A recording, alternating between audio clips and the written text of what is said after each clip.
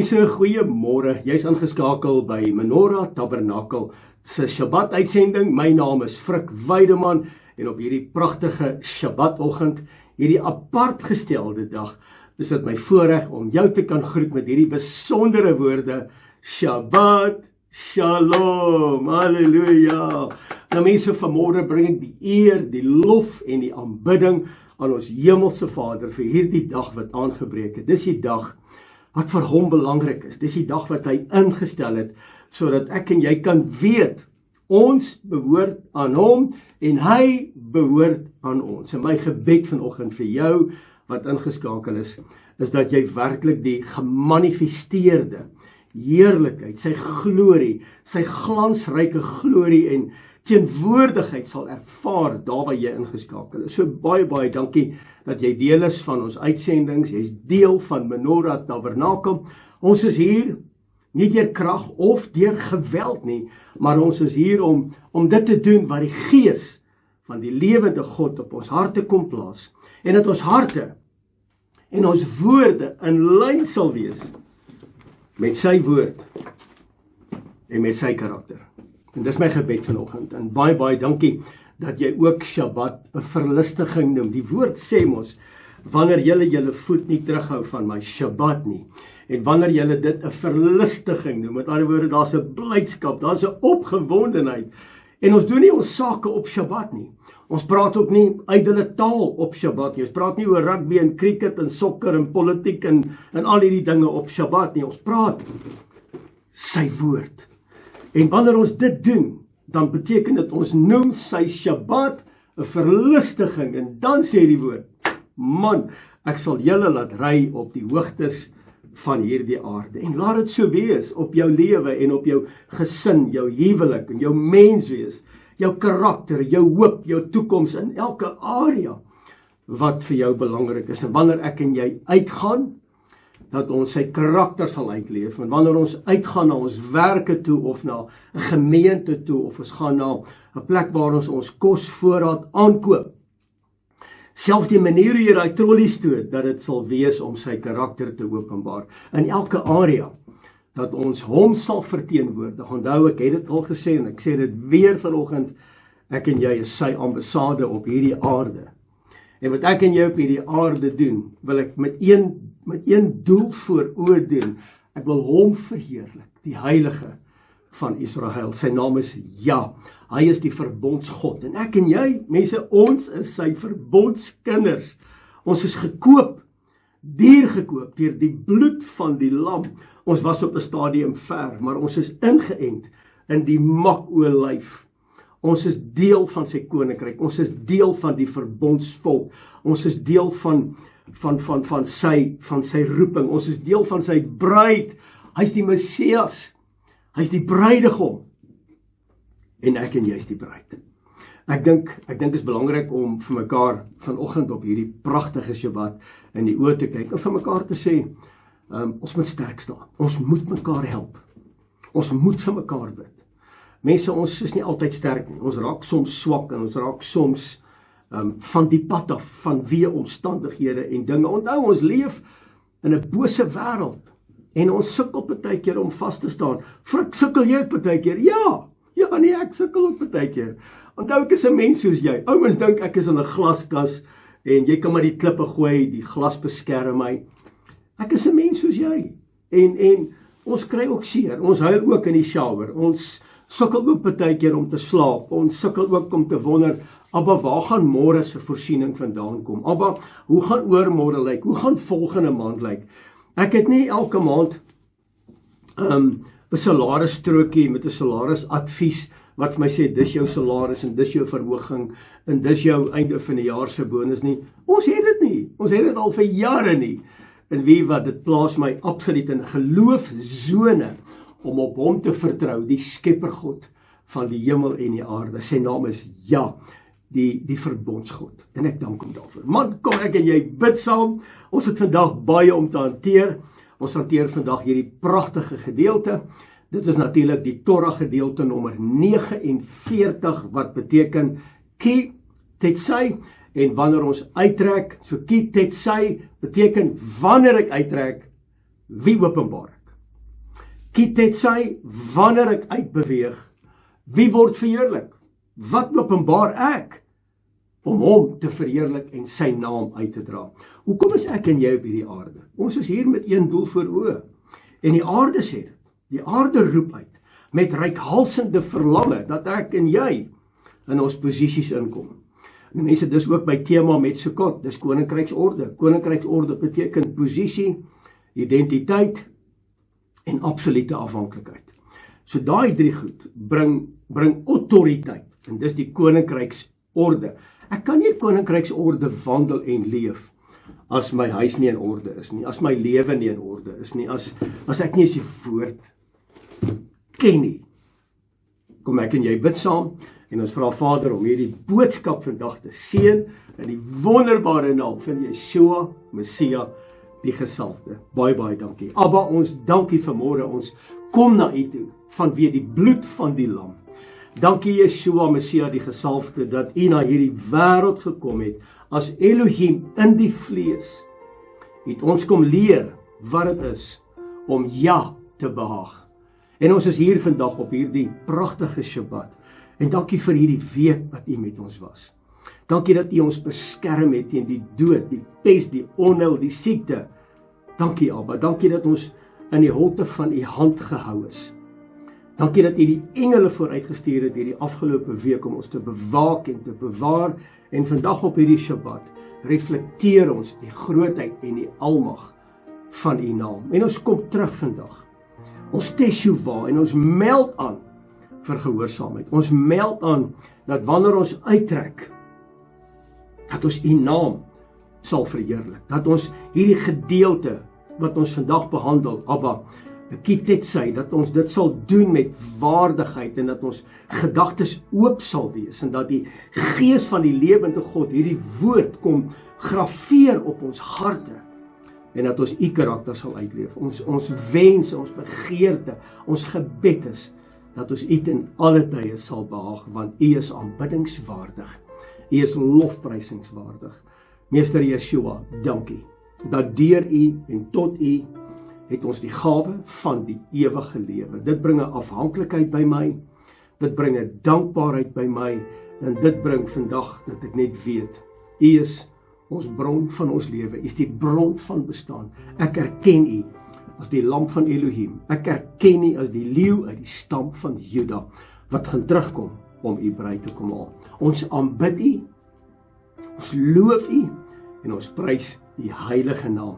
Van die opkoms van die son tot die ondergang, loof en prys ons die heilige naam van Yeshua, Messia, die gesalfde.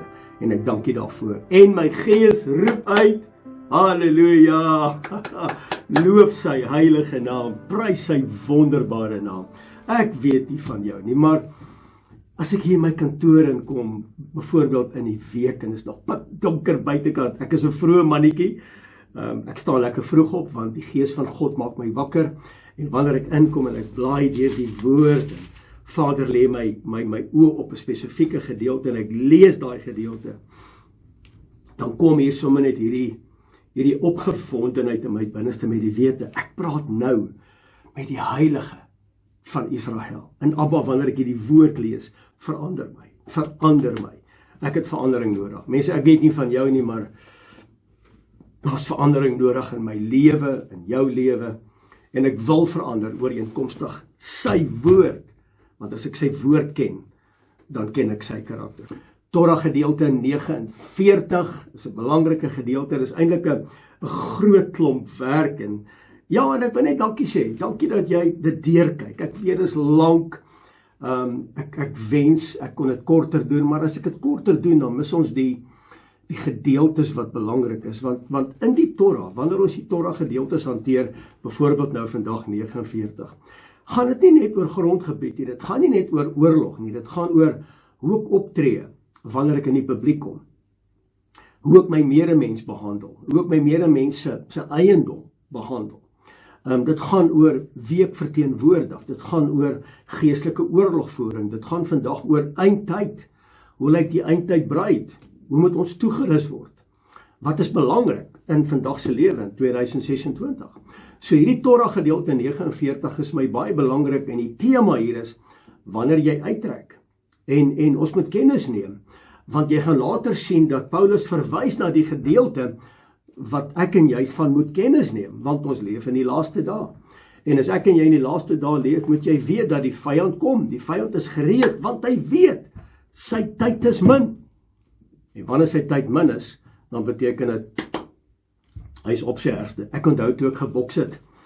Ek het amateur geboks. Nou, ons het net 3 rondes geboks. Eerste ronde, dan som jy die opponent op. Die tweede ronde, dan haal jy jou tegniek uit. In die derde ronde, dan gee jy alles, want jy weet, nou is jou tyd verby. Die uurglas is besig om uit te loop.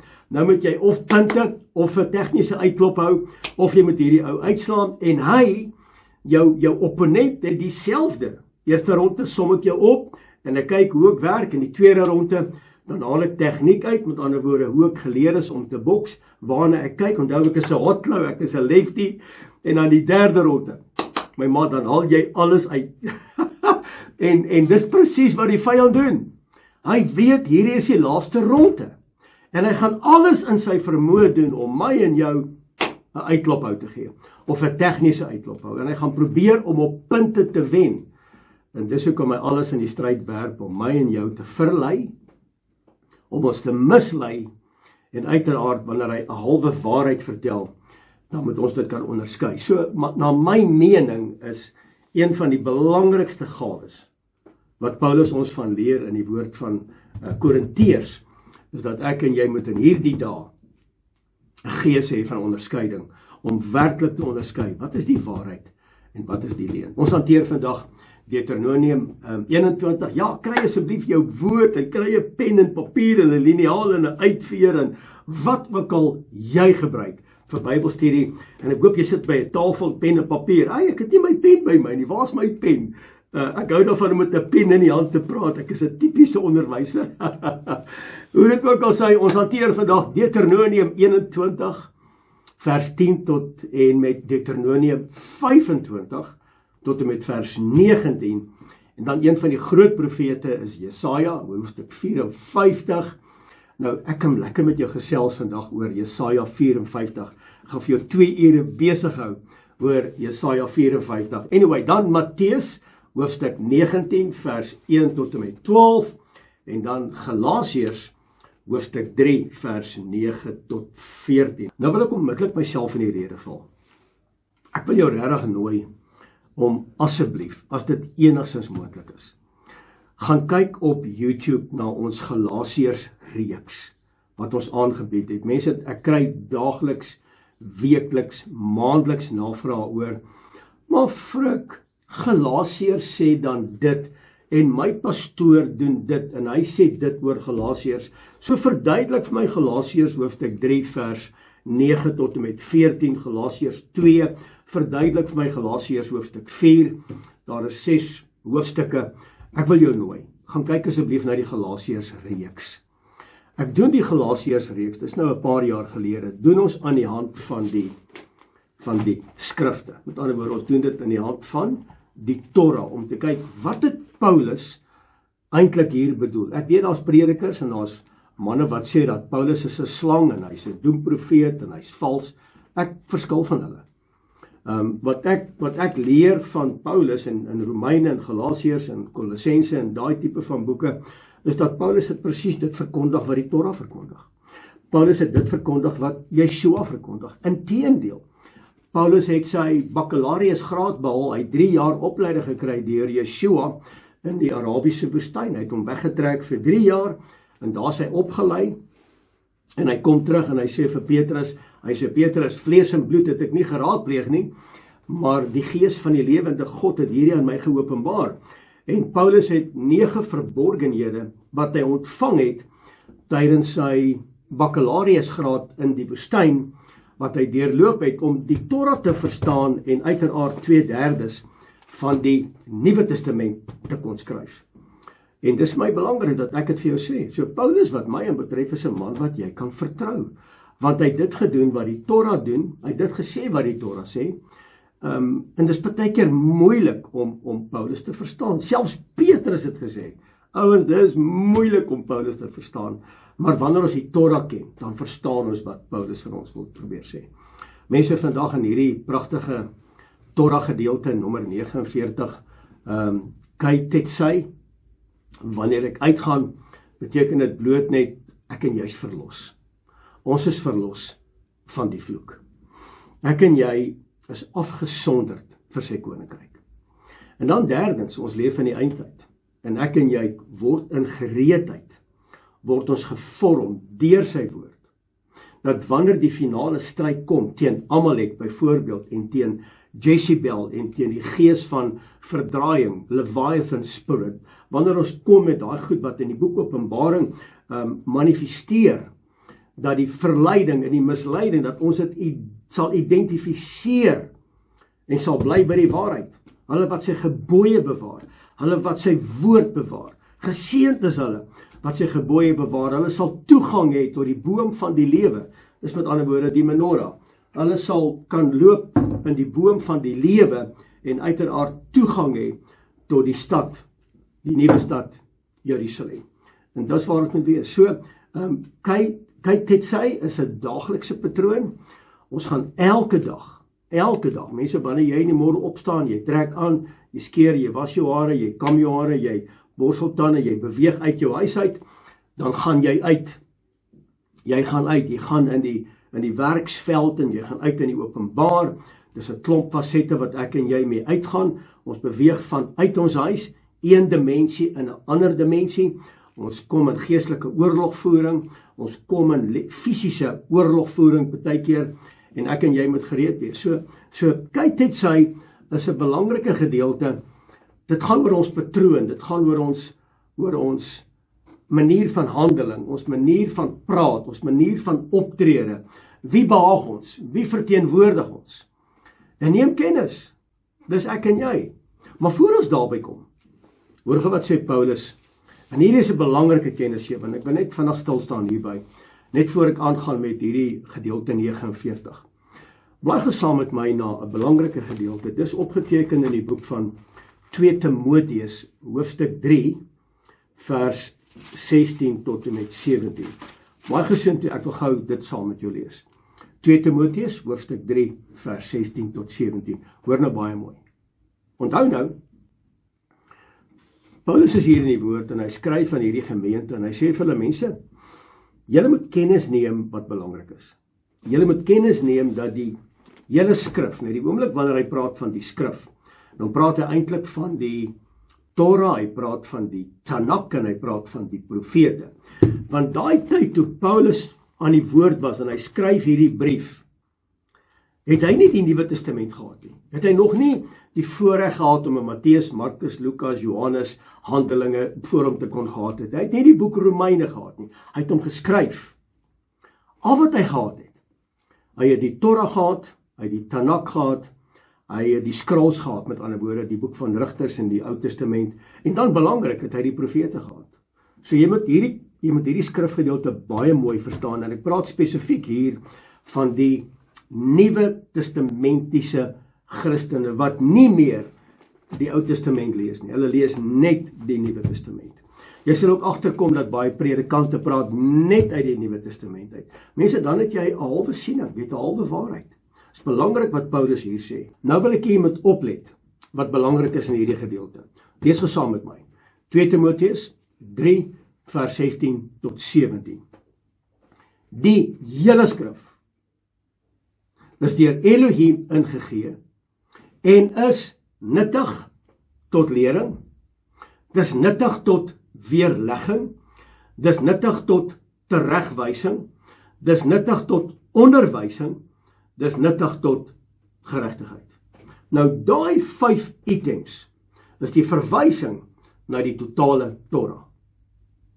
Die Torah bestaan uit 5 boeke uit. Dit staan bekend as die hele skrif.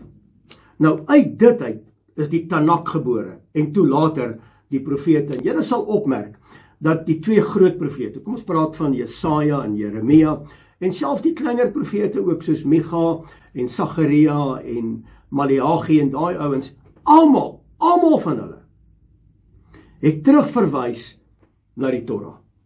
Almal van hulle. Hulle het elke keer ingekom en gesê, so spreek Ja, die Almagtige. En dan gee hy vir hulle die woord. Met ander woorde, hulle het ingekom met 'n profetiese woord deur die Torah, wat nuttig is vir lering, weerlegging, teregwysing, onderwysing en geregtigheid. Vers 17. Sodat, hier is die resultaat, sodat die mens van Elohim volkome kan wees. Halleluja! So wanneer ek en jy in hierdie Torah gedeelte 49 kan uitgaan, moet ons volkome wees. Ons moet volkome toegerus wees. Met wat? Met lering, weerlegging, teregwysing, onderwysing en geregtigheid. Volkome toegerus. Vir elke goeie werk volkome toegerus. Mense, hier is my belangrik. So wanneer Paulus sê, die hele skrif, dan beteken dit eintlik die Torah. Die Torah, die Tanakh en die geskrifte. En Paulus sê juis hier, hy sê dit is nuttig. Wanneer jy dit verstaan, mense, wanneer jy hierdie gedeelte, waar is ons nou? Wanneer jy hierdie gedeelte verstaan en jy het hierdie onder die knie, dan verstaan jy die totale Nuwe Testament. Om nuttig te wees, volkome, vir elke goeie werk, volkome toegerus. Die skrifte leer ons in die Torah, en dit is belangrik dat jy dit sal neerskryf. Die Torah leer ons nie net wat is verkeerd nie. Die Torah vorm die mens om reg te leef in die hand van die woord. In die hand van Vader se karakter. En dit gee vir ons die instruksies. Een van die belangrikste boeke in die totale Bybel is die boek van Levitikus. Levitikus leer ons hoe om gevorm te word in lyn met sy karakter, dat ons kan wandel in sy weë en dat geregtigheid ons porsie sal wees. So instruksie wat karakter vorm, dis die Torah.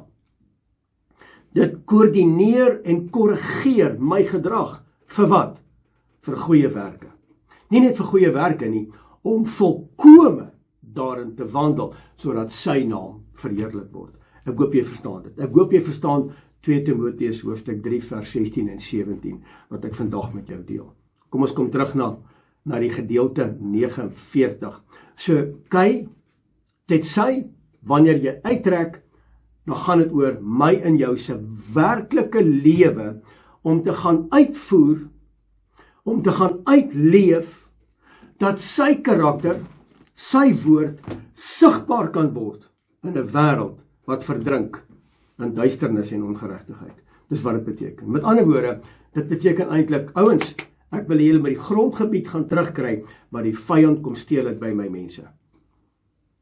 En dit is besonder sterk, want dit gaan oor nommer 1, die Torah, en die Torah is die absolute skaduwee, en die heenwyse na die Messias, en wanneer ons dit verstaan, dan verstaan ons, wat is koninkrykslewe, en as jy koninkrykslewe verstaan, dan verstaan ons, wat is die eindtyd, en wat gebeur in die eindtyd. So belangrik, hoor gemooi, ek moet die Torah verstaan, en wanneer ek die Torah verstaan, dan verstaan ek die Messias. Want die Messias het gepreek wat in die Torah was. Hy het ons kom leer wat is die instruksies. En hy sê dit, en hy bid dit in Johannes hoofstuk 17, en hy sê, Vader, dit wat u my geleer het ek hulle geleer. En gaan leer hulle om alles te onderhou wat ek julle geleer het. So die Torah is die heenwyse na die Messias, wanneer jy die Messias het op die perspektief van die Torah, op sy instruksies, dan leef jy 'n lewe van koninkryk. En wanneer jy 'n lewe leef tot koninkryk, dan verstaan jy die eindtyd gebeure en hoe om te opereer en te funksioneer wanneer jy uitgaan in die laaste dae. En dis presies waar ons nou is. Dis basies waaroor hierdie Torah gedeelte gaan. 49. Met ander woorde, Vader kom haal nie net sy volk uit Egipte uit nie. Hy kom vorm sy volk, dat wanneer ons tussen die nasies leef, dat ons sal opstaan en uitstaan vir sy koninkryk, dat ons sal uitgaan tussen die nasies, en dat die nasies sal weet wie ek en jy aanbid. Hartseer saak, die wêreld is op soek na Elohim. Hulle is op soek na 'n verlosser. Die wêreld skree na vrede, hulle teken vredesverdrag. Die wêreld weet nie wie om te aanbid nie, want die wêreld is verward. Want Babel Babylon is weer in beheer en dis verwarring. Want daar is soveel misleiding en verleiding wat nou plaasvind. Ek en jy word getaak in hierdie Torah gedeelte, ki tetsy, dat ons sal uitgaan en sal openbaar sy koninkryk, sy karakter, sy manier van aanbidding, wat hom behaag in 'n donker wêreld. En daarom kon die volk nie by Sinai gebly het nie. Hulle moes verder gaan, want daar was 'n belofte. En die belofte was die beloofde land. Die belofte aan my en jou is die ewige lewe, saam met Yeshua, Messia die gesalfde. Hy is ons bruidegom. Hy is die Messias. Hy is ons verlosser. Hy is ons saligmaker. En nou kom die vraag vanoggend op hierdie pragtige Shabbat. Hoe lyk 'n mens wat uitgaan uit die teenwoordigheid van Ja in hierdie wêreld in? Kom ek vat gou 'n voorbeeld. Ons sit almal op 'n Shabbat, die 7de dag, sit ons in 'n gemeente. Ek praat hier nou van die eerste dag van die week op 'n Sondag nie, ek praat nou van die 7de dag. Ons almal sit in 'n gemeente en ons luister na die woord, ons luister na die Torah en ons hoor die woord en ons hoor hoe ons moet leef en wanneer ons uitgaan, kyk dit sy, hoe ons moet funksioneer en is pragtig en is mooi en 'n uur en 'n half is verby en ons prys en worship en ons sing tot eer en daarna fellowship ons en ons drink 'n lekker koppie koffie en ons gesels en ons bid vir mekaar en ek klim in my kar en ek ry en ek kom by die huis en ek is 'n ander mens.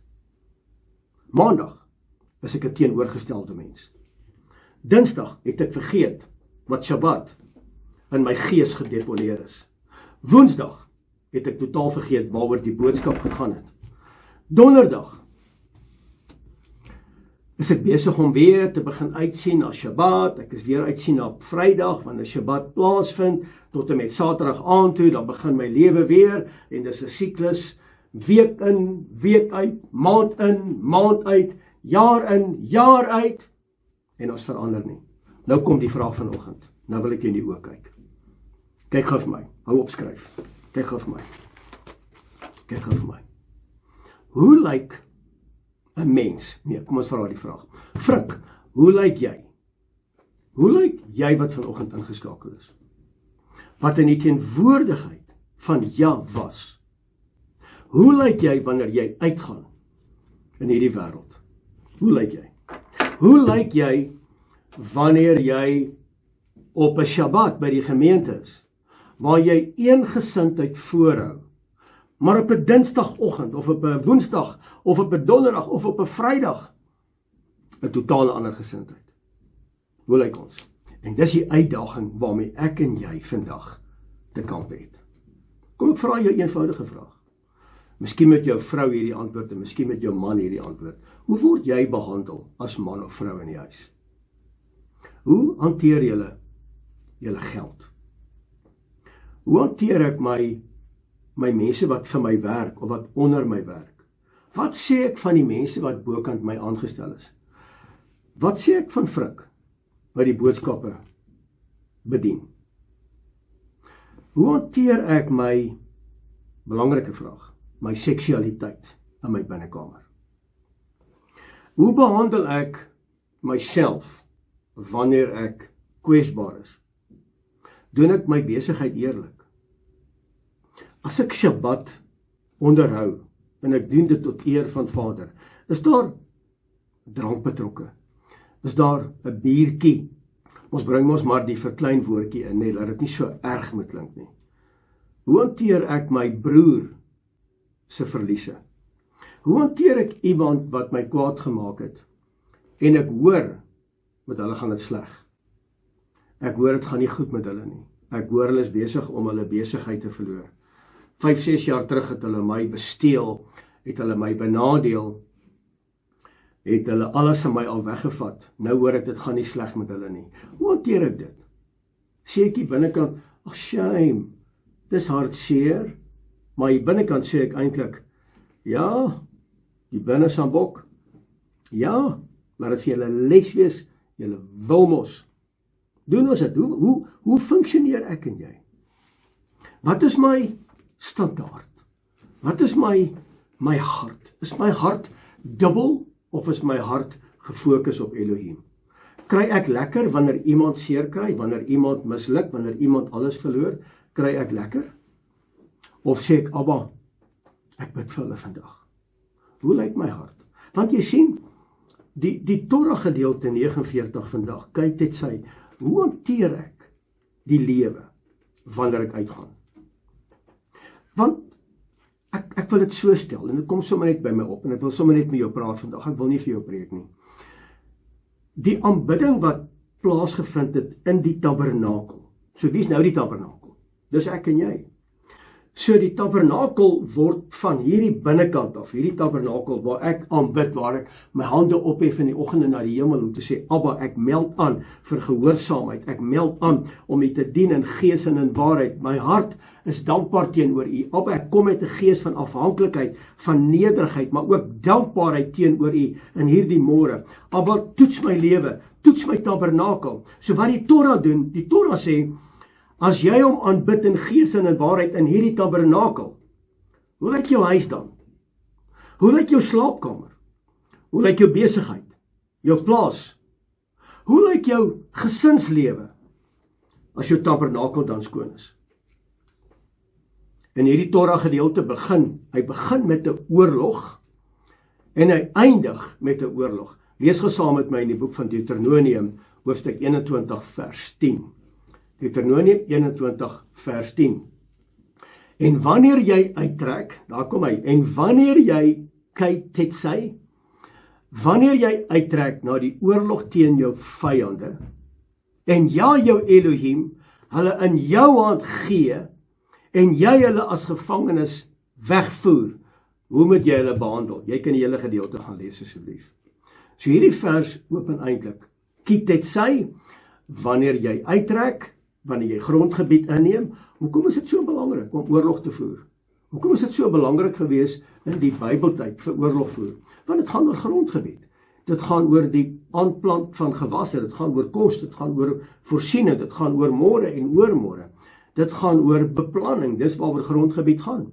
En vandag, ons grondgebied gaan oor presies dieselfde. En dis presies waar die een wêreldorde ons grondgebied wil inperk, waar hulle ons saad byvoorbeeld kontamineer. Hulle kontamineer ons kosse, ons groentes, ons vrugte, wat ons plant, wat saadloos raak, want hulle wil dit uiteraard kontamineer. Hulle wil in totale beheer kom in dit wat ek en jy eet. En dis die plan van die een wêreldorde. Ons gaan nog daaroor gesels. So ek en jy moet op hierdie stadium begin kyk om ons eie goed weg te sit en te kweek. Want dan gaan 'n dag en 'n tyd kom, en dis nie baie ver van nou af nie, waar ons grondgebied ingeperk gaan word, en ek en jy moet nou uitgaan in oorlogvoering in die fisies, met ander woorde, jy vat dit nou, wat vir jou gaan behoue deurbring, in die moeilike dae wat kom, en ek is nie 'n doemprofeet nie, ek praat vanoggend met jou, my hart, en dan tweedens, die geestelike grondgebied, waar die vyand ingeneem het, net byvoorbeeld in my huis, waar ek goed begin toelaat het, waar ek daai grondgebied moet terugneem, ek moet die vyand gaan terugstap, in die naam van Yeshua, want dit gaan oor grondgebied. Met ander woorde, ek en jy moet eintlik in beweging kom. Ons kan nie passief wees nie. Om oorwinnings te behaal beteken ek en jy moet iets doen. Daar moet aksie kom by my woord. Ek kan nie net sê ek gaan begin bid en ek gaan dit begin doen en ek bly arms gevou sit nie. Ek en jy moet in oorwinning. Onthou net, ek en jy leef vanuit 'n posisie van oorwinning. Ons veg nie vir oorwinning nie. Ons het klaar die oorwinning behaal. Mense, dis koninkryksorde. Ek en jy klaar die oorwinning behaal. Ja, is reeds met ons. Hy het reeds 'n belofte aan my en jou gemaak dat ons die koninkryk sal beerwe. En ons beerwe dit in 'n persoon. Sy naam is Yeshua, Messia, die gesalfde. Hy het vir my en jou aan 'n folterpaal gesterwe. Dis genade, dis liefde, en daardeur het ek en jy die grondgebied. Ons moet dit net gaan haal. Die probleem is, ons het nie die kennis nie. Want hier sê die woord, hy sê, wanneer jy uittrek na die oorlog teen jou vyande, en ja, jou Elohim, hulle in jou hand gee, en jy hulle as gevangenes wegvoer. Ons het reeds vir die oorlog oorwin. Ek en jy veg nie vir oorwinning nie, ek en jy veg vanuit 'n posisie van oorwinning. Dit maak ons nie arrogant nie. Dit maak ons nie groot in onsself nie. Inteendeel, dit bring ons in gehoorsaamheid aan dit wat vir hom belangrik is. Gehoorsaamheid vra beweging. Ek kan nie wil sê, Abba, ek is gehoorsaam aan u woord, en ek sit met my handjies gevou en ek doen niks nie. Daai boom gaan nie self daar plant nie. Daai muur gaan nie self bou nie. Daai berg gaan nie self geskei word nie. Ek en jy moet in beweging kom. Los hierdie gevoude hande uit die sakke uit, kom uit. Lampneer moet opgerig word. Slaprug moet weer reguit gemaak word. Dis koninkryk. Gehoorsaamheid vra beweging. Gehoorsaamheid skep vertroue. Vertroue in hom, die skepper God van hemel en aarde. Ja, die verbondsgod bewerkstellig my oorwinning. Halleluja, prys sy naam. Nou ons begin met oorlog in hierdie Torah gedeelte 49, Deuteronomium 21 vers 10. En ons eindig hom Deuteronomium 25 vers 17 tot 19. En ek praat hier oor Amalek. Nou wil ek jou weer eens vra. Gaan kyk asseblief na die Amalek boodskap wat ek gebring het, so 'n paar jaar gelede, dalk miskien 'n jaar of 2 gelede, op YouTube. Amalek, gaan kyk daarna. Amalek, mense, hoor my, Amalek moet uitgeroei word, anders gaan Amalek jou uitroei. Deuteronomium hoofstuk 25, vers 17 tot 19. Amalek moet uitgeroei word, vers 17. Dink aan wat Amalek op die pad by julle uittog uit Egipte aan julle gedoen het. So wat het Amalek gedoen? Wat het hulle gedoen? Hoekom haat Amalek so? Vers 18. Hoe Amalek jou op die pad teëgekom het en by jou die agterhoede, al die swakkes agter jou verslaan het terwyl jy moeg en mat was en hy nie gevrees het nie. Met ander woorde, wat Amalek doen, as jy kwesbaar raak, val hy jou aan. As jy eenkant is, val hy jou aan. As jy nie lekker voel die dag nie, en jy voel jy wil nie opstaan nie, en jy sien nie kans vir die dag nie, val Amalek jou aan. As jy die dag voel, jou bioritmes is bietjie af, jy het nie lekker geslaap nie, daar's goed wat teen jou kom, omstandighede kom steel jou vreugde en jou blydskap en jou fokus, wat dit eintlik nie bedoel nie, maar dit gebeur, ons leef in 'n bose wêreld, en dit gebeur soms, dan val Amalek jou aan. Met ander woorde, Amalek skop jou, slaan jou, wanneer jy op die grond lê. Dis wat Amalek doen. Vers 19. As dan Jahwe die Almagtige jou Elohim vir jou rus gee, van al jou vyande rondom, in die land wat jou Elohim jou as 'n erfdeel sal gee, om dit in besit te neem, dan moet jy, nie onderhandelbaar nie, dan moet jy die gedagtes van Amalek onder die hemel uitdelg. Vergeet dit nie.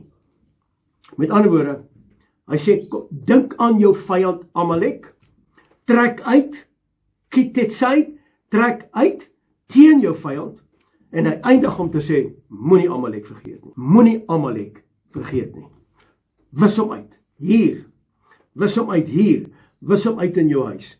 Die grootste openbaring, nou moet jy kennis neem, is oorlogvoering in hierdie laaste dae, teen Amalek, teen Jezebel, en teen die gees van verdraaiing, die verdraaiing van woorde. Met ander woorde, die Leviathan gees, die Leviathan spirit, wat jou woorde verdraai. Vandat my woorde my mond verlaat, totdat dit by jou ore uitkom, hoor jy iets anders as wat ek bedoel. Dis hoekom dit so belangrik is in huweliksberading. Wanneer die man praat, dan praat die vrou tergelykertyd. Julle kan nie saam praat nie. Ons kan saam sing, ons kan nie saam praat nie. Oomblik wanneer die man praat en die vrou praat gelyktydig, hoor niemand iets nie.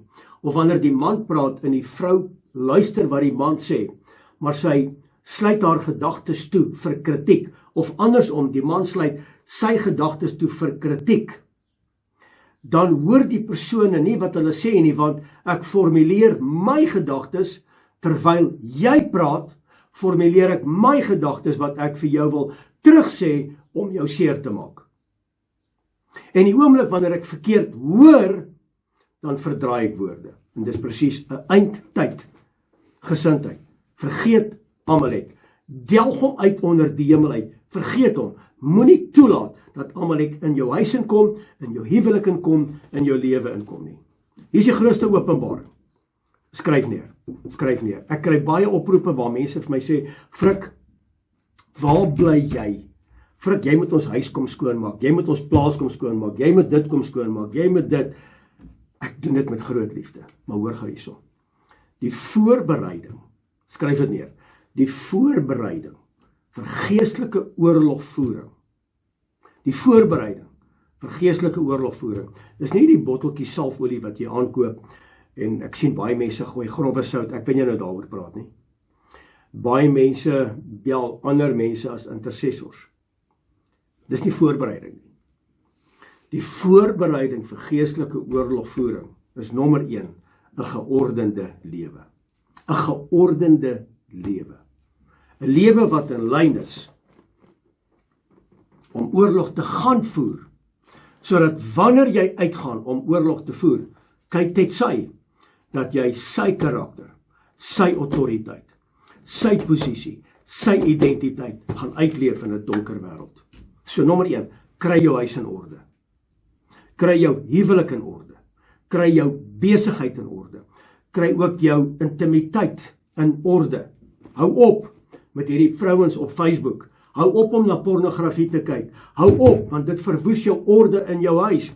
En nou kom die duiwel en hy kom steel grondgebied by jou en nou wil jy in geestelike oorlogvoering ingaan. Jy kan nie, want jou voorbereiding is skeef. Want jy's betrokke met 'n buiteegtelike verhouding van man en van vrou. Al twee. Kry jou geld in orde. Kry jou verhouding met die mense in jou huis in orde. Kry jou verhouding in orde met jou broers en jou susters, met jou pa en jou ma. Kry dit in orde. Innerlike orde is voorbereiding vir sy karakter in hierdie tabernakel. Nou is ek in gereedheid vir oorlogvoering. Dis voorbereiding.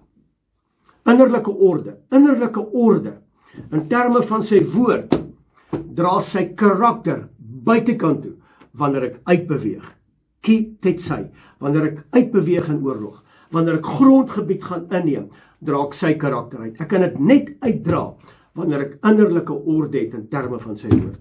Halleluja!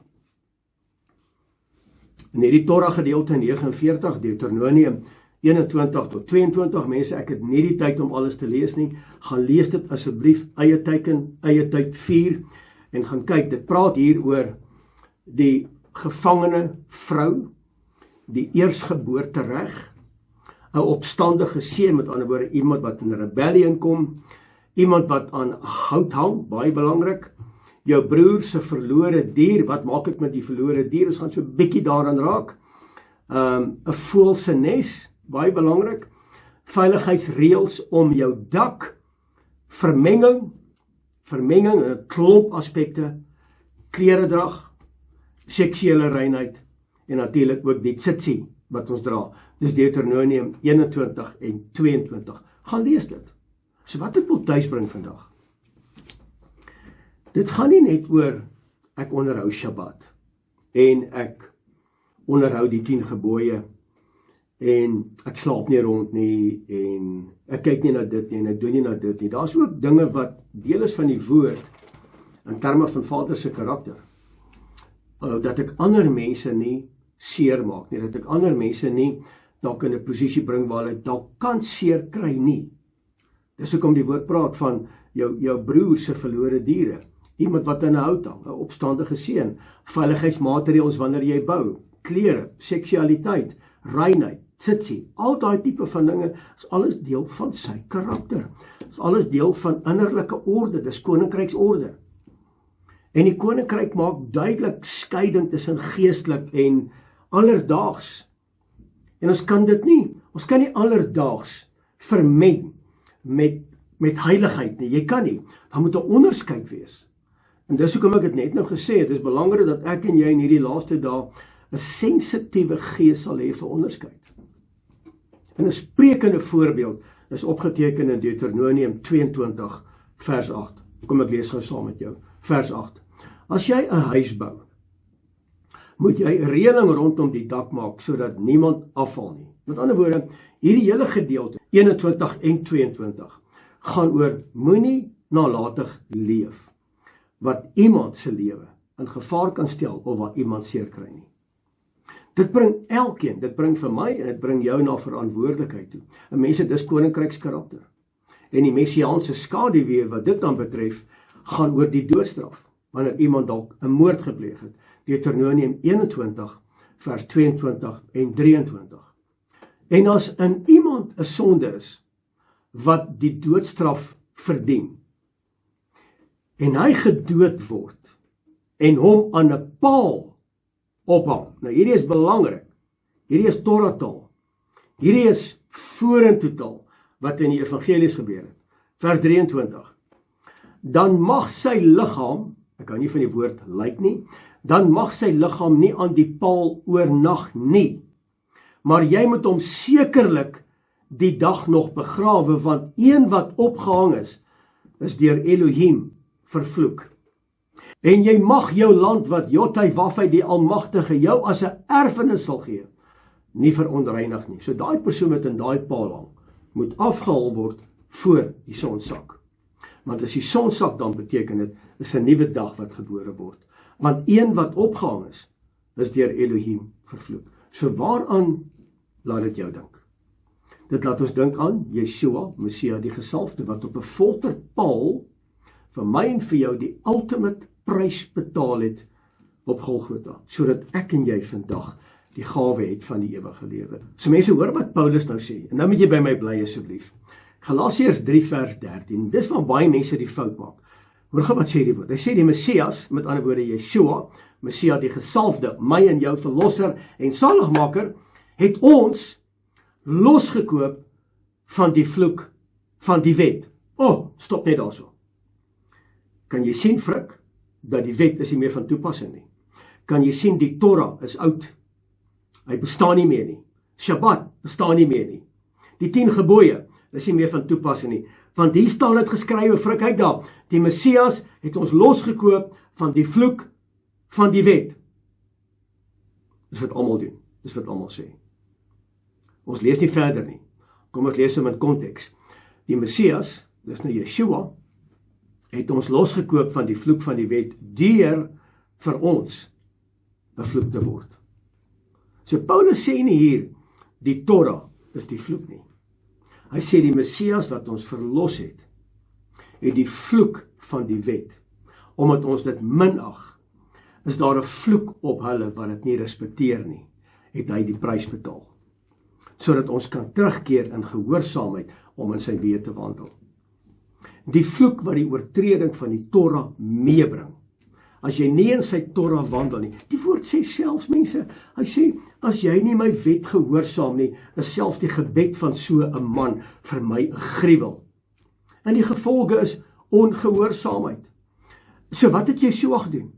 Hy het vir my en jou eintlik, dink gou mooi daaraan, en dis hartseer om dit te sê, dit maak eintlik vir my seer.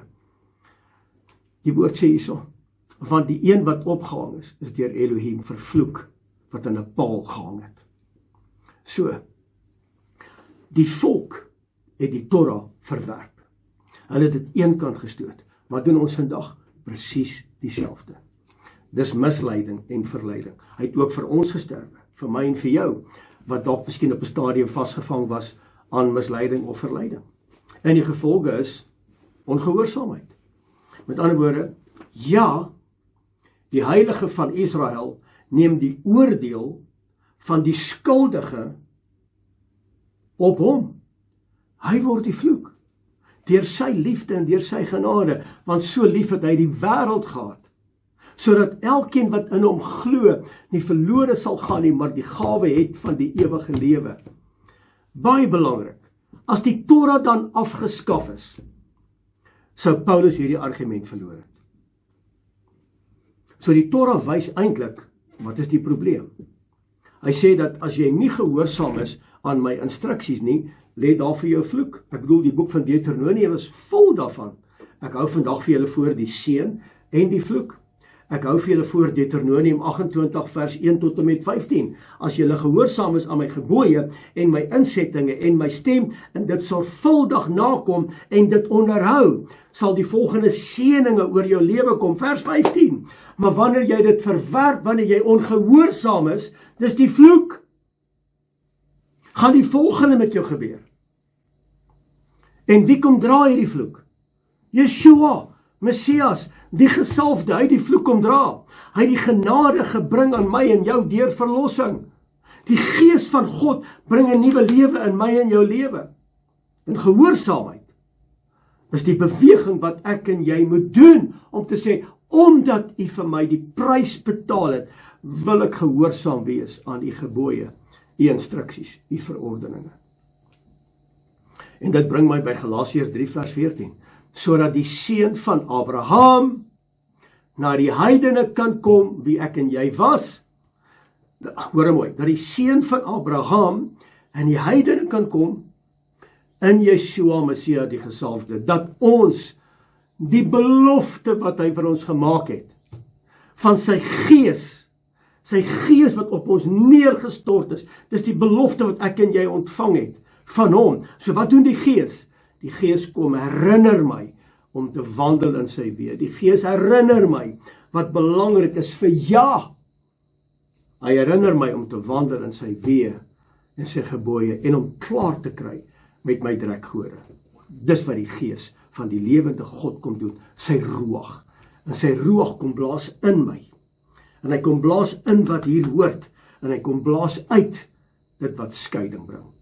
Halleluja. Ek loof en ek prys vanoggend die heilige naam van ja op hierdie pragtige Shabbat.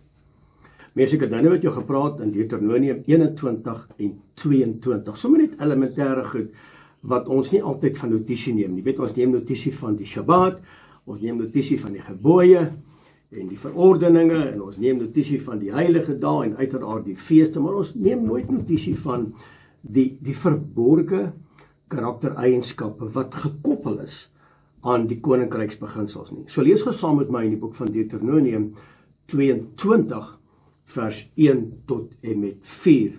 Nou hoor nou gou baie mooi hierso. Jy mag, hier is 'n koninkryksbeginsel, jy mag die bees van jou broer of sy stuk kleinvee nie sien ronddwaal en jou vir hulle verberg nie. Jy moet hulle sekerlik na jou broer toe terugbring. En as jou broer nie naby jou is nie en jy hom nie ken nie, moet jy dit by jou huis neem, met ander woorde sy beeste en sy skape en sy donkies, moet jy by jou huis neem, en dit moet by jou wees, totdat jou broer dit soek. Met ander woorde, hy moet soek. Kom klop in die deur, hy sê, het jy dalk my beeste gesien? My skape is weg, my kleinvee, my bokke, my skape is nie hier nie. Is dit dalk miskien by jou? My buurman, my broer, dis hier by my, ek het hulle vir jou gehou. Hy moet dit kom soek. Dis 'n koninkryksbeginsel. Ek en jy moet soek. Wie kry? Hulle wat? Soek. Vir wie word die deur oopgemaak? Hulle wat? Klop. Vir wie word voorsien? Hulle wat? Bid. Hulle wat? Vra. Totdat jou broer dit soek. Dan moet jy dit aan hom teruggee. Vers 3. So moet jy ook doen met sy esel. So moet jy doen met sy kleed. Ja, so moet jy doen met alles wat van jou broer wegraak, wat hy verloor en wat jy vind, jy mag jou nie verberg nie. Vers 4. Jy mag die esel van jou broer of sy bees nie sien val op die pad en jou vir hulle verberg nie. Saam met hom moet jy hulle sekerlik ophelp. Met ander woorde, kortom, ek en jy kan nie onttrek van iemand wat geboelie word nie. Ons kan nie onttrek van iemand wat seer gekry het nie. Iemand wat kwesbaar is nie. Ek mag nie maak asof ek dit nie gesien het nie. Met ander woorde, dis absoluut relevant in die dag en die uur wat ek en jy leef. O nee, dit gaan my glad nie aan nie. Ek wil nie nou daar inmeng nie. As ek nou inmeng, het ons moeilikheid. Mense en ek besef net vandag dat die wêreld is onbetrokke. Ons het eintlik, as jy nou mooi daaraan dink, het ons eintlik professionele toeskouers geword. Weet jy, ons sien, maar nie om te sien nie. En ek sien dit hier waar ons woon. Ek sien dat elke ou is net vir homself.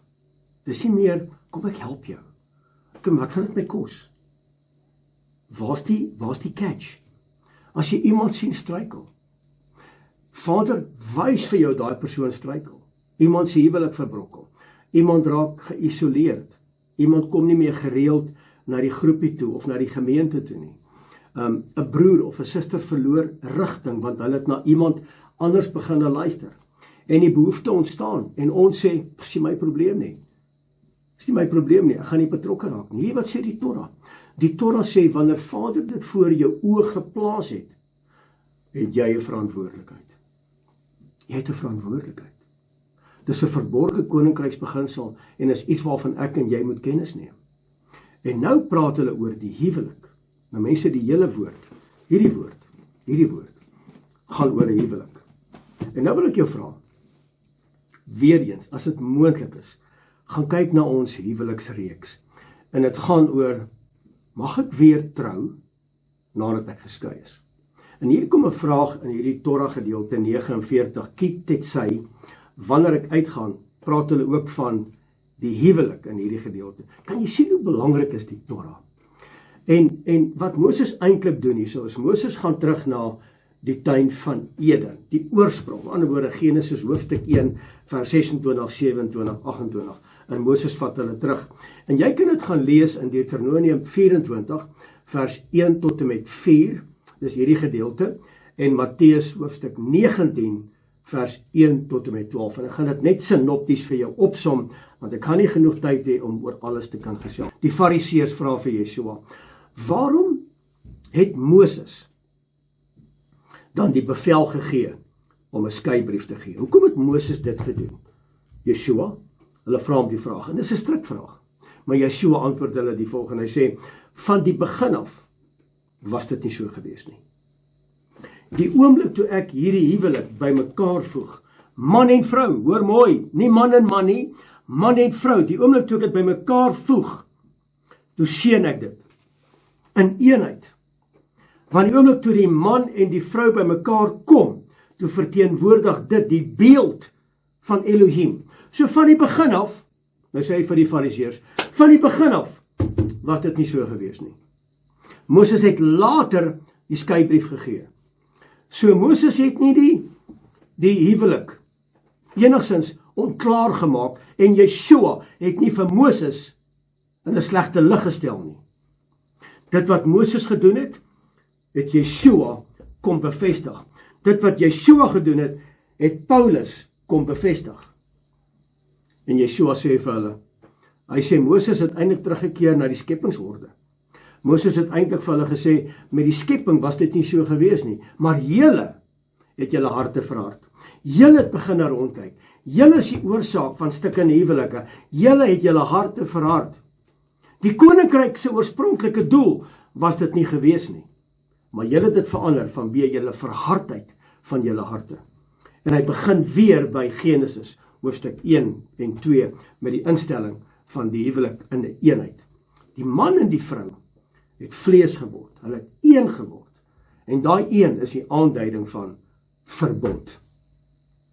En mense, hierdie is 'n baie belangrike eindtyd gebeurtenis. Het is belangrik om dit te verstaan in die eindtyd, want die eindtyd is wanneer hierdie huwelik voltrek word in Openbaring 21 en 22. En die hele skrif van Genesis tot die boek van Openbaring handel oor 'n huwelik. Dit begin by Adam met Eva en die einde roep die Gees uit en die bruid roep uit na die bruilof van die Lam. Genesis begin die huwelik en dit eindig by die bruilof van die Lam. Daarom, neem kennis, daarom is dit so belangrik dat ek en jy sal weet, die aanval is teen ons huwelike. Die aanvalle kom teen ons seksualiteit in ons huwelike. Dit gaan oor die verbondsverbreking. Dit gaan oor ons verskillende identiteite in die huwelik met Vader, want ons is op hierdie aarde as man en vrou om sy beeld uit te dra. Man en man kan nie sy beeld uitdra nie. Vrou en vrou kan nie sy beeld uitdra, en jy moet vandag weet, die huwelik soos wat dit in die woord staan. Ek gee nie om wat die kerke verkondig nie. Ek gee nie om of die kerke 'n ander sienswyse het nie. Frik Weideman, Menorah Tabernakel sê, 'n huwelik word 'n huwelik genoem wanneer man en vrou in die huwelik tree. Wanneer twee mense apart gestel is, like-minded en right-minded, wanneer hulle in die huwelik tree, is dit die teken van die verbond. Dis 'n eenheid. Dis verbondstaal. En wanneer ons uitgaan as man en vrou, dan verteenwoordig ons sy beeld. Ek wil hier met kennis neem daarvan. En asseblief, gaan kyk na daai gedeelte wat ons op YouTube het van die huwelik. Dis baie belangrik. Deuteronomium 24. Die weduwees, die armes en die vreemdeling. Nou Jotai Wafai die Almagtige is baie ernstig oor heiligmaking. Heiligmaking, sê die woord, is baie belangrik, want daarsonder sal julle my nie sien nie. En nou moet ons versigtig wees. Nie net heiligmaking ten opsigte van Shabbat en ons dieete en die feesdae en die heilige dae soos wat nou binnekort weer voor ons lê, soos Yom Teruah en Sukkot en daai dae nie. En baie mense is net gefokus op dit. Mense, die karakter van Elohim is baie breër as dit. En hierdie Torah gedeelte 49 gee vir ons die absolute volheid van die betekenis. Hier's min of meer 30 vergelykings ten opsigte van karaktereienskappe in hierdie Torah gedeelte 49, kiet tetsy, wat ek en jy van moet kennis neem. Kom ons hanteer gou weduwee, die arme en die vreemdeling. Dit handel hier oor die pasgetroude man. Dit handel oor pand, ontvoering, melaatsheid. Dit gaan oor lone, regverdige lone. Dit gaan oor regverdige regspraak, vreemdeling. Dit gaan oor die wees en die weduwee en dit gaan oor die oes, reste van jou land. Al hierdie eienskappe, mense, daar is maklik omtrent 30 in hierdie gedeelte wat ek en jy nog moet behandel, van wie tyd gaan as jy daarby uitkom nie. Maar lees saam met my asseblief, Deuteronomium 24, vers 14 tot 15. Jy mag 'n arm en 'n behoeftige dagloner uit jou broers of uit jou vreemdelinge wat in jou land in die poorte is, nie verdruk nie. Jy mag nie dink jy is beter as hulle nie. Jy mag hulle nie misbruik nie. Vers 15. Op die dag self moet jy sy loon gee. Met ander woorde, as hy vandag vir jou gewerk het, dan betaal jy sy loon. Die arbeider is sy loon werd. Tensy jy 'n reëling getref het om hierdie persoon teen die einde van die week te betaal en hy werk die hele week vir jou. Maar as daardie persoon inkom as 'n dagloner en hy werk vir jou op daardie dag, teen die einde van daardie dag betaal jy hom. Jy betaal hom. Weet jy hoeveel navraag kry ek van mense wat benadeel word ten opsigte van hierdie eienskap? En hierdie is 'n verborgde koninkryks eienskap wat mense nie doen nie. Dis ook 'n teken van my karakter. Wanneer ek uitgaan en ek onderhandel met 'n persoon wat 'n dagloner vir my is, wanneer ek uitgaan, kiet dit sy, hoe hanteer ek daai persoon? Hanteer ek hom as my ondergeskikte? Hanteer ek hom met respek? Hanteer ek hom met liefde, met aanneemlikheid, of as hy maar net 'n vloerlap? Dis hoekom ek in die begin gesê het, hoe behandel jy jou vrou? Hoe behandel jy jou man? Vers 15. Op die dag self moet jy sy loon gee, sodat die son oor hom nie ondergaan nie, want hy is arm en sy siel verlang daarna. Waarna verlang sy siel? Na die geld wat jy hom gee, sodat hy kan kos op die tafel sit vir hom en of sy gesin. Kom maar, dat hy teen jou tot Jahwe die Almagtige roep en dit sonde in jou word nie. Baie gevaarlik. Wanneer jy iemand benadeel, wanneer jy iemand nie sy loon gee, soos wat jy ooreengekom het nie, wanneer jy hom baie minder betaal, as wat die normale persoon betaal moet word, dan doen jy hierdie persoon 'n oneer aan. So as hierdie persoon na jou toe gaan, hoor gemooi, dat hy nie teen jou tot Jahwe die Almagtige roep en dit sonde in jou word nie, want jy kom teen die karakter van Jah. Jy kom teen hom. Pas op hoe jy mense behandel. Moenie 'n arm werknemer se loon terughou nie. Moet dit doen nie. As hy bid teen jou, en hy sê vir Jahwe die Almagtige, Abba, hierdie man, hierdie vrou het my benadeel, dan word dit sonde in jou lewe. Want dis nie hoe die koninkryk van Elohim werk nie. As jy jou werknemer bedrieg, dan beteken dit, daar's wanorde in jou innerlik. Hoe op aarde kan ons dan uitgaan en sy karakter verteenwoordig in hierdie wêreld? En dis hoekom hierdie Torah gedeelte 49 so belangrik is. Ki tetsy, wanneer ek uitgaan. Koninkryksorde moet op jou lippe wees. Dit moet op jou betaalstaat wees. Dit moet op die manier wees van optrede, van handeling teenoor iemand wat ondergeskik is aan jou. Moenie iemand vertrap nie, moenie iemand benadeel nie, moenie iemand sleg sê nie. Koninkryksorde moet deel wees van jou tabernakel, van jou woorde. Selfs wanneer jy 'n plaasboer is, jou oes, kan jy nie alles vir jouself vat nie. Die woord sê so. Los iets oor. Dis presies wat gebeur het met Boas en Rut. Boas het die 4 hoeke van sy land het hy gelos vir die arme mense om die koringare te kom optel. En dis waar hy vir Rut ontmoet het. Want die land behoort uiteindelik aan Ja. Dis net vir ons geleen. En as jy nou mooi daaraan dink, die Torah vernietig gierigheid. Dis absoluut teen die Torah se beginsels. Dis absoluut teen Vader se beginsels. En dan gaan hy verder. Hy sê pas op vir 'n dubbelstandaard. En gaan lees dit asseblief in die boek van Deuteronomium 25 vers 13 tot 16. En net voor ons by Amalek kom, sê Vader in sy woord, hy sê pas op vir dubbelgewigte. Pas op vir 'n dubbelstandaard in jou lewe. Voordat jy gaan veg teen Amalek, maak seker, hier is 'n balans. 3 belangrike dinge in my lewe in 2026. Nommer 1, waarheid. Waarheid is my belangrik oor my huwelik, oor myself, oor my tyd. Waarheid is belangrik in terme van die woord en die tyd waarin ek en jy leef.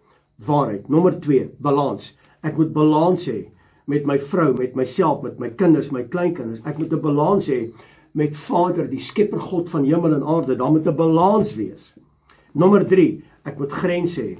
Stel jou grense in. Jy kan nie jou boundaries oorskry nie, want die oomblik as jy nie waarheid het nie, gaan jy jou grense oorskry. As jy nie waarheid het nie, het jy verkeerde balans. As jy verkeerde balans het, het jy verkeerde orde aan die binnekant. En as jou orde verkeerd is, het jy moeilikheid. En ja, die verbodsgod haat dubbelorde, dubbelstandaarde, dubbelgewigte. Want jy sien, ons leef in 'n tyd waar ons voor mense iets is, maar by die huis is ons iemand anders. Ons is iemand anders wanneer niemand kyk nie. Dit kan nie so wees nie. Dan het jy 'n dubbelstandaard. Dis teen die koninkryksbeginsels. Dis teen die karakter van Ja. Ons kan nie op 'n Shabbat iemand wil wees, en ek het dit net nou gesê, en op Maandag iemand anders nie. Dan het ons verskillende gewigte. Integriteit beteken dat ek en jy is dieselfde. Of ek voor mense is, of ek by my huis is, as ek in my binnekamer is, waar niemand kyk nie, wat doen ek? Wat doen ek op my telefoon? Waarna kyk ek op my telefoon? Dis integriteit. Dis karakter. En wanneer ek dan uitbeweeg, met watse gesindheid, met watse karakter beweeg ek uit? Ki tetsy. Met watter karakter beweeg ek uit in hierdie wêreld en wie verteenwoordig ek in hierdie wêreld? Mense, dit bring my by Amalek. Pas op vir Amalek. Jy moet Amalek identifiseer in jou lewe, in jou huis, in jou huwelik, in jou finansies, in jou verhouding. Jy moet Amalek identifiseer. Saul het Amalek nie doodgemaak nie. Wie het Saul doodgemaak? 'n soldaat van Amalek. Soos ek en jy Amalek nie in die oë kyk en ons verwoes hom nie. Die woord sê verwoes hom. Jy dink nie eens weer in hom nie. Kry Amalek uit jou lewe uit. As jy dit nie doen nie, gaan Amalek jou doodmaak. Mense gaan lees dit weer. Deuteronomium 25 vers 17 tot 19. Gaan kyk wat Amalek gedoen het. Amalek het mense aangeval wat agtergeraak het, wat vermoeid was, mense wat swak was, mense wat heel waarskynlik nie die vermoë het wat jy het nie. En wie wat besef ek toe ek hierdie gedeelte voorberei? Baie keer is ons Amalek. Baie keer dan vat ons die Amalek swaard, die Amalek woorde, die Amalek gesindheid, die Amalek houding, en ons verwoes mense. En dit openbaar die karakter van Amalek, en dis hoekom in hierdie Torah gedeelte 49 is Amalek prominent. Want baie keer tree ons op soos Amalek. En ons regverdig ons optrede. En dit kan nie wees nie. Ons kan nie met dubbelgewigte dien in gees en in waarheid nie. Ons kan nie dubbelhartig wees nie. Ons kan nie een oomblik heilig wees met Shabbat en die feeste en die gebooie en die verordeninge en die stem, maar aan die ander kant van maandag tot en met vrydagmiddag toe is ons Amalek en ons verwoes en ons vermoei en ons benadeel die swakkes en ons bedrieg en ons doen goed wat die karakter van Amalek promoveer. Nou vra ek weer wat ek in die begin gevra het. Hierdie Torah gedeelte 49 handel oor wanneer ek uitgaan. Kitetsai. Hoe lyk my lewe, Abba? Is ek nie dalk Amalek nie? En hy slaan toe wanneer mense kwesbaar is. Wanneer mense nie weet nie, dan word hulle uitgebuit. Ek sê baie keer vir iemand wanneer ek besigheid doen, dan sê ek, moenie nou 'n verkoopsman wees nie. Wees my vriend. Moenie my goed vertel wat vir my eintlik op 'n dwaalspoor bring nie. Moenie nou dit doen wat my benadeel nie. Wees my vriend, help my. Ek is hier, ek hoor jou, ek luister na jou. Jy moet my rig, jy moet my help, jy moet my lei, maar moenie my uitbuit nie. Moenie my uitbuit nie, dis wat mense doen. Hulle is Amalek. Maar aan dieselfde kant dien hulle wel dis wat hulle sê in gees en in waarheid. Die vyand soek die geïsoleerde, die vermoeide en die agtergeblewene. Hy soek dit.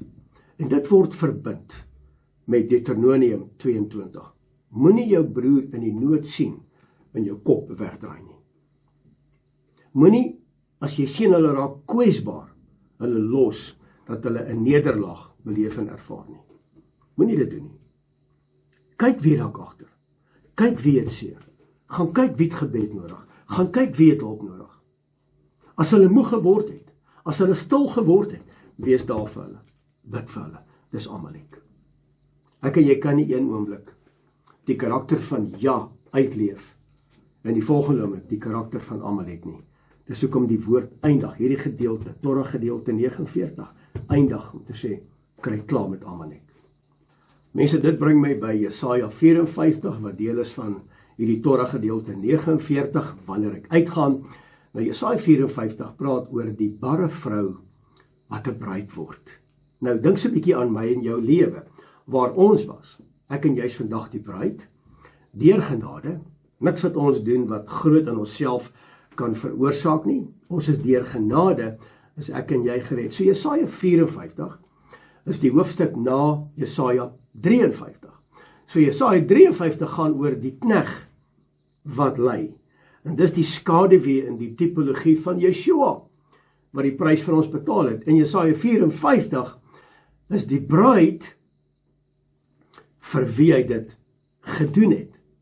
En daai bruid is ek en jy. So Jesaja 54 is deel van hierdie Torah gedeelte 49 om ons te kom leer wie ons moet wees. Hoe lyk die bruid? Want in 53 het hy sy lewe vir ons kom afgelê. Hy het vir ons die prys betaal. Hy was so geslaan. Hy was onherkenbaar vermink. 39 keer. Hy het die ultimate prys betaal in sy liggaam. Sy bloed is gestort vir my en vir jou. Om wat te maak? Jesaja 54. Sodat die barre bruid weer vrugbaar kan word. En 'n bruid kan wees in gees en in waarheid. Mense, hierdie is my groot. En die pragtige messiaanse openbaring gaan oor ek en jy wat herstel is. Halleluja. Ons is herstel vanweë genade. En omdat ons herstel is, het dit ons niks gekos nie. Dis 'n vrye gawe. Dis 'n geskenk.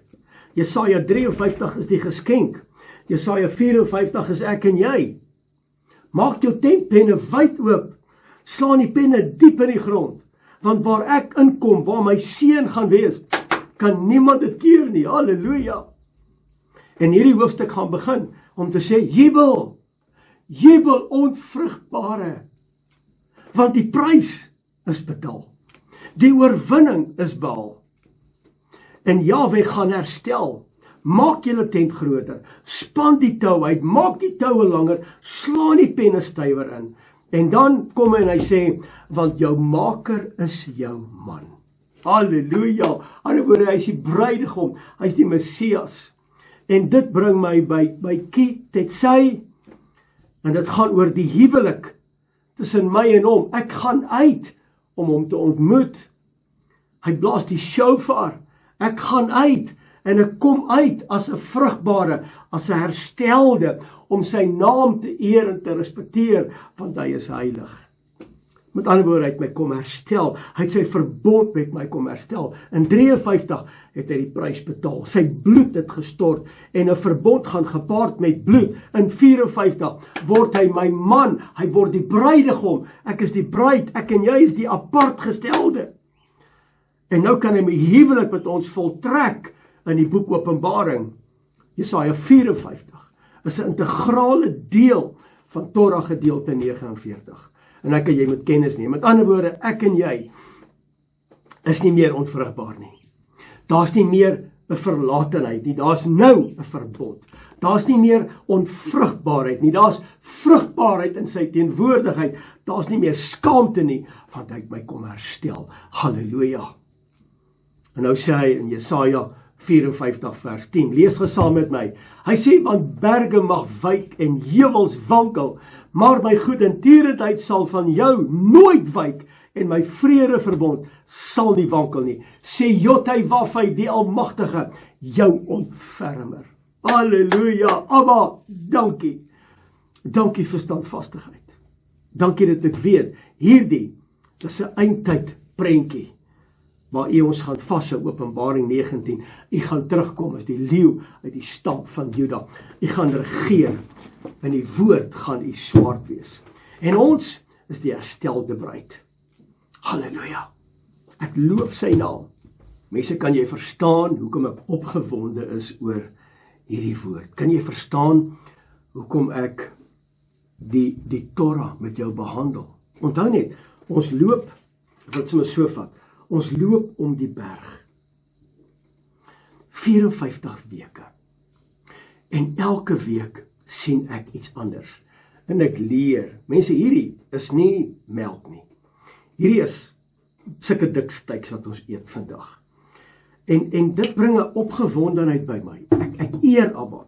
En wanneer ek na hierdie Torah gedeelte kyk, 49, dan verstaan ek dat Deuteronomium waar ons begin, praat hy oor die een wat aan 'n hout gehang is, een wat die vloek dra. In Galasiërs 3, die Messias word vir ons daai vloek. Hy het die prys betaal. Jesaja 54, die verlate vrou, wie ek en jy was, want ons almal was verdwaal. Ons is nou herstel. Ons is sy bruid. Matteus 19, die Messias roep die huwelik terug na die skepingsorde, man en vrou. Kan jy sien die prentjie van hierdie Torah gedeelte 49, hoe dit saamkom in 'n eindtyd boodskap, hoe ek en jy moet wandel in die dae en in die uur waarin ons woon. En uiteindelik sien ons hierdie prentjie.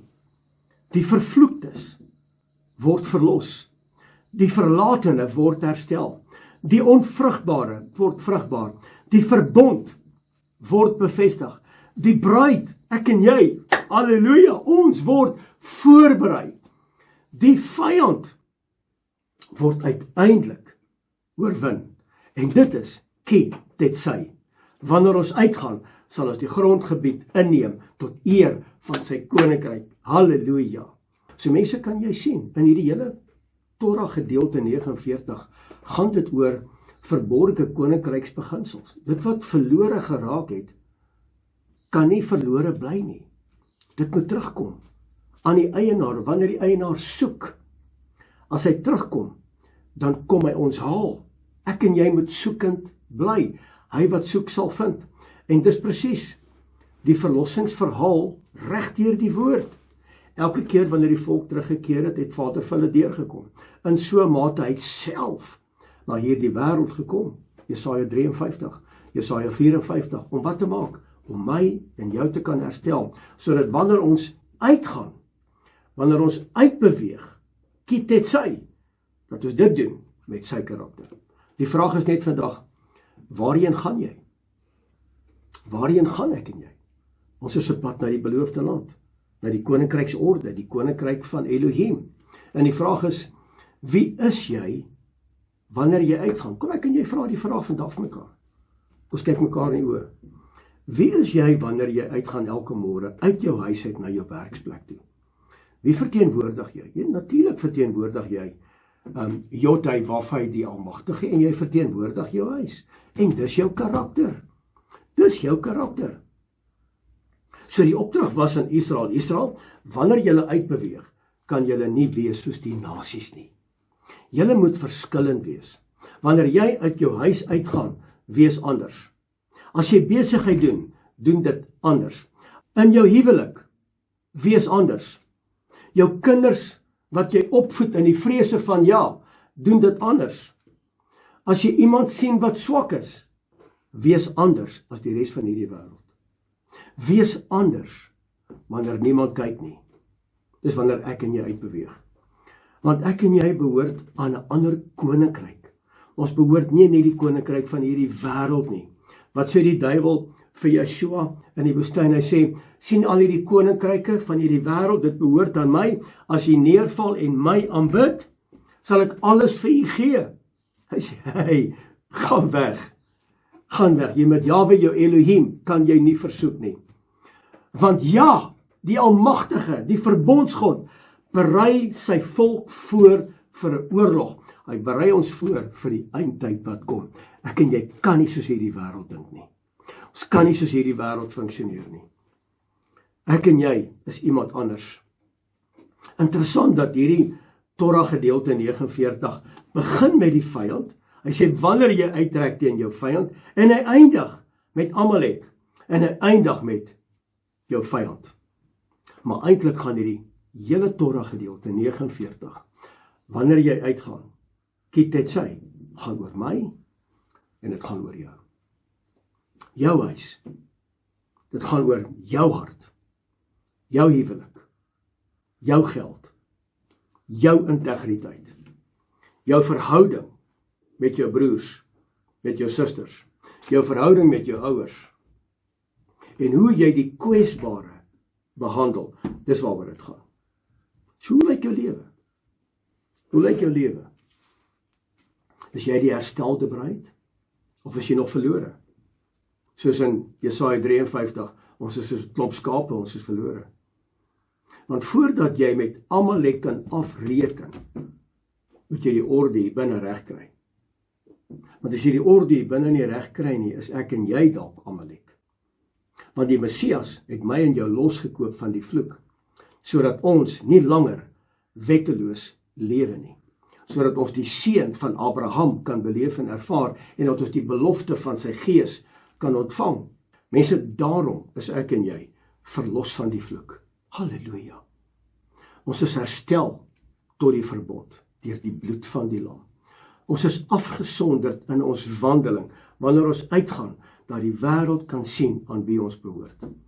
Ons word voorberei as 'n bruid vir 'n bruidegom. Ons is gereed wanneer die shofar geblaas word en die wolke skeur oop en die bruidegom kom haal sy bruid, is ons gereed. Want Jesaja 54 vers 10 profeteer, my verbond van vrede sal nooit wankel met my bruid nie. Halleluja. Halleluja. Mense, dit was Torah porsie 49. Wanneer ek en jy uitgaan, Kitetsy, die koning wat sy volk verlos. Die koning wat sy volk orden in lyn met sy woord. En die koning wat sy volk voorberei voordat hulle uitgaan. Shabbat Shalom. Halleluja. Mense, baie dankie dat jy vandag ingeskakel was saam met my met hierdie Torah gedeelte 49. En mag die vrede van ons verbondsgod met elkeen wees. Kom ons bid saam. Hemelse Vader, U is die skeppergod van die hemel en die aarde. Ja, die verbondsgod, die een wat was, die een wat is, en die een wat weer sal kom. Aan U kom toe die lof en die eer en die aanbidding van ons harte. U is Adonai, Elohim ons regeerder. U is die Allerhoogste. U is barmhartig en genadig. En U is vandag vir ons, wat hierdie woord gehoor het, is U 'n bergvesting. Vader, U is die bron van alle standvastigheid. U is die een wat hom ontferm oor sy bruid. U is die een wat wonders doen. U is lewend. U is Elohim. U is die ek is, die verbondsgod. U is El Shaddai, die algenoegsame. Ek dank U vanoggend dat ons U heilige naam kan aanroep, die magtige naam El Gibor, want U is die magtige Elohim. U is El Roi, die een wat alles sien. U is vir ewig en vir altyd. U is die Allerhoogste. U is die bron van ons hoop. U is die Elohim van liefde. U is waarheid. U heers tot in alle ewigheid. U is die hoogste regeerder. U is die onafhanklike een. U is die muur van vuur wat ons beskerm. U is vandag ons beminde. U is ons beskermer. U is ons helper. U is ons krag. U is 'n veilige vesting. Die regverdige hardloop na U en hy word beskud. U is die rots waarheen ons hardloop wanneer ons struikel. Want by U sal ons nooit struikel. U sal altyd met ons wees. U sal ons nooit begewe. U sal ons nooit verlaat nie. U is 'n sterke toring. U is 'n toevlug. En dankie dat ek weet, U is 'n verterende vuur. U naam is heilig. Ons vrees U. En ons meld aan vandag vir gehoorsaamheid aan U woord. Ons kom na U toe met 'n gees van afhanklikheid, van dankbaarheid en nederigheid voor U aangesig. En ons bid tot U dat U ons sal help en genadig wees. Vader, dis my gebed, dat wanneer ons uitgaan, dat ons sal uitgaan met U karakter. Wanneer ons uitgaan teen die vyand, dat ons sal uitgaan met U sterkte. Dat ons sal weet, hy wat met my is sterker as hy wat in die wêreld is. En daarvoor bring ek aan U die eer, die lof en die aanbidding van my hart. En ek eer U daarvoor in Yeshua se naam. En my gees roep uit, halleluja, halleluja, prys sy wonderbare naam. Wat 'n voorreg om vanmôre jou te kan seën by die woord uit in die boek van Numeri hoofstuk 6 vers 24 tot 27. Vader, U is die verbondsgod. Dankie dat ek nou U volk kan seën, dat U aangesig oor hulle verhef sal word en U hulle genadig sal wees op hierdie Shabbat en ook hierdie week wat voorlê. Dat U met hulle sal wees, asseblief Abba. Dat U aangesig sal verhef word en oor hulle sal skyn en U hulle die vrede sal gee wat hierdie wêreld hulle nie kan gee nie, wat net U kan gee. U woord sê dat wanneer ons U volk so seën, dat U hulle dan sal seën, dat U hulle sal omvou en toevou in die kosbare hande. Dis my gebed, Abba. En dat die Gees, U Ruach, met hulle sal wees hierdie komende week, en dat hulle sal weet, hulle is nie alleen nie, U is met hulle. Abba, dis my gebed, dis my begeerte vir elke persoon, wat ingeskakel was op hierdie Shabbat. En ek dank U daarvoor, in Yeshua se naam. Mense, baie dankie, van my kant, Frik Weideman, Shabbat Shalom. Hey, Shabbat Shalom, Shabbat Shalom, vrede, vreugde, lig en hoop. Shabbat Shalom, Shabbat Shalom.